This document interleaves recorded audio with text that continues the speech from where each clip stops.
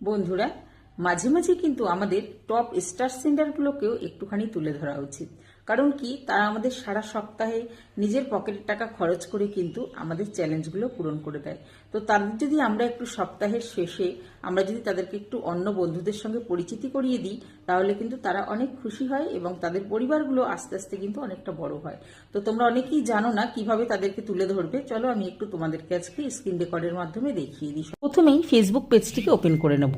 Open করে আমরা কিন্তু এখানে নিজের প্রোফাইল আইকনে ক্লিক করে প্রফেশনাল ড্যাশবোর্ডে ক্লিক করব। ক্লিক করার পরে উইকলি চ্যালেঞ্জে ক্লিক করব।